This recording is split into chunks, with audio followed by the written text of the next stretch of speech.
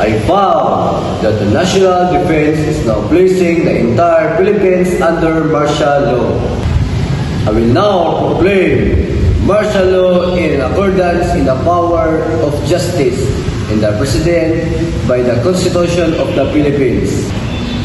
The proclamation of martial law is not a military takeover. As your duly elected President of the Republic, I use this power as refers in the Constitution.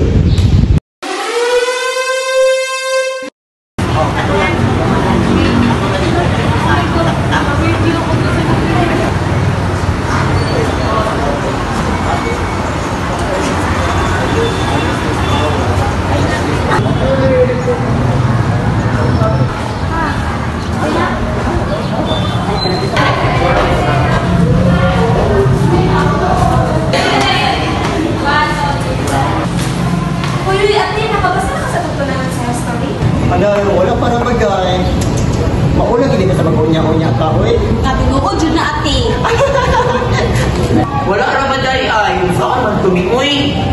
Ano yung ako man dyan? Oo. Uy, ay stop. Ay, kapasagin ka. So, may kang magtuon na lang sa kaya. Uy, happy talaga ang klase ay. Wala ko'y nahibalan dyan. Isa na dyan ako masulti dahil. Dili dyan lang yung mamusay na sinatay sa mga dagang tao pa. Kaya naay mga dato na amoy pobre. Sinugyo din mo po ito. Unta, makanggo dyan ang mga tao, no? Lagi. Kung saan nita po ako martial law, no? Lagi, no? Dagat man yata kung ipang rape ka una na nga babae at tayo matong martial law, no? Buktingon pa ba ito? Sinoo. Taghan kayo yung mga babae. Uli na. Uy, guys! Sinala ko ninyo. Sinabakay ko sa ating lakon. Sige, tayo ka naman. Okay, guys! Sige, tayo amping. Sige, bye! Ako eh, tinong rapitin ka. Bye-bye. Ito po, HM. Ang sige-sige ito po. Ay, yung manok ko, di mo nakakawin ko dati ka. Anak ko mo na ina sa dito. Nakakawin ko dati ka. Uy! Sige, amping na lang. Bye!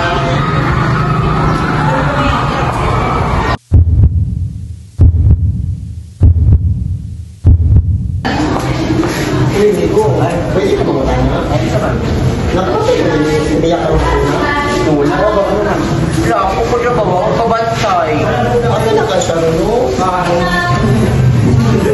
Wala sa po kabantay, pero di ay.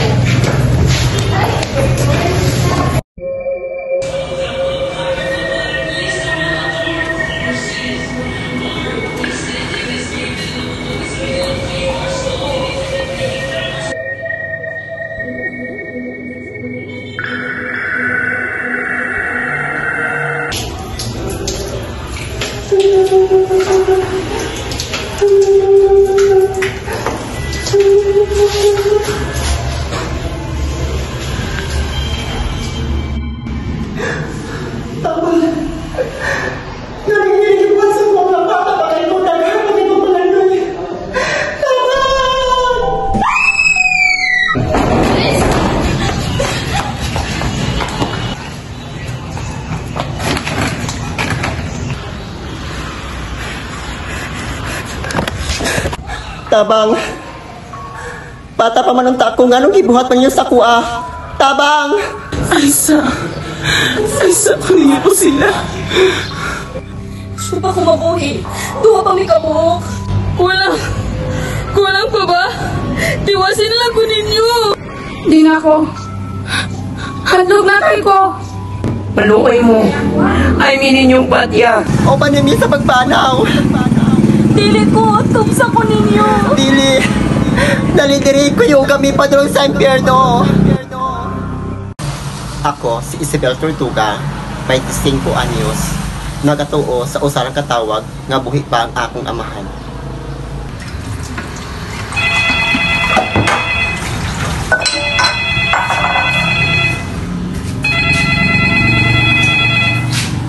Hello? Naunsa akong papa? Dili! Obo ako gadahom na mauna dito ang akong katapusan. Wala akong gadahom nga mauna dito ang akong katapusan. Ang akong mga lawas nakita na sa kabukiran. Ang akong mga kukugipang lugit, mga lawas nga di na mailhan kitungod sa mga samad. Ug tungod sa dunggab. Girilang tawag na ako og sa akong mga kauban. Akong pangalan kay si John Ronald T. Labredo pero mas ilado ko sa ngalang Ronel. Usa ko sa magtutudloong siyensya o tagatabang ako sa mga pobre. Ako, sama sa akong mga kauban, kami misangyaw og mga pagtulunan para sa tanan. Pero pag Marso 1975, ngano, nikalitra sila og banhig og ipatay ang mga kauban. Ako, gibunal-bunalan og kapila ka beses, makadaghan nga dunggab og kapila ka boto sa pusil, paingon sa akong ulo.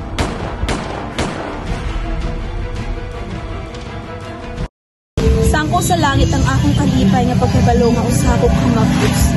Ako di ay sigaring makabang sa mga bibihag o daan ko samtang gadala ako sa akong sinakupunan. Isa ako ka estudyante, pero ang ilaning nabuhat. Ginamas-damasan nga akong pagkababayo sa akong nilagipatay. Wa man lang mo maluoy, daghan pa kong pangandoy uban sa akong anak. Gigamit ko mo sa kalamesa nga gikalingawan ung dunggab. Ug ila kong gipusil.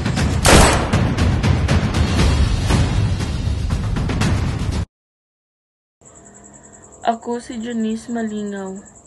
Isa ko sa ilang nadakpan sa panahong martial law. Grabe ilang pagkastigo sa ako. Ila kong gibunog, gikulata nga murag walay ugma. Gipugos ko nilag painom sa makamatay nga hilo.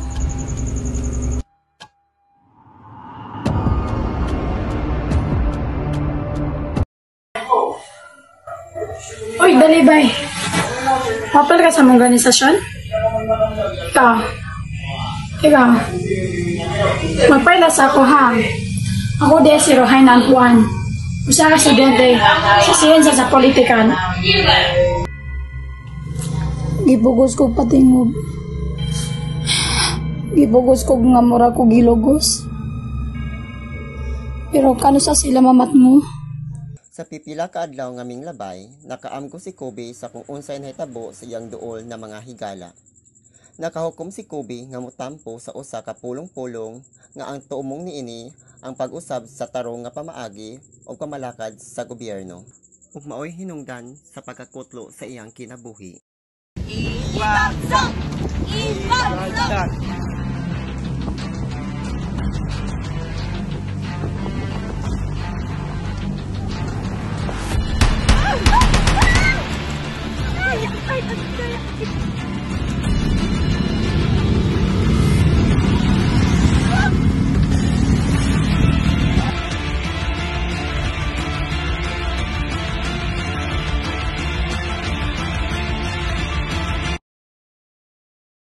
Dili malimtan o pwede gayud mausab.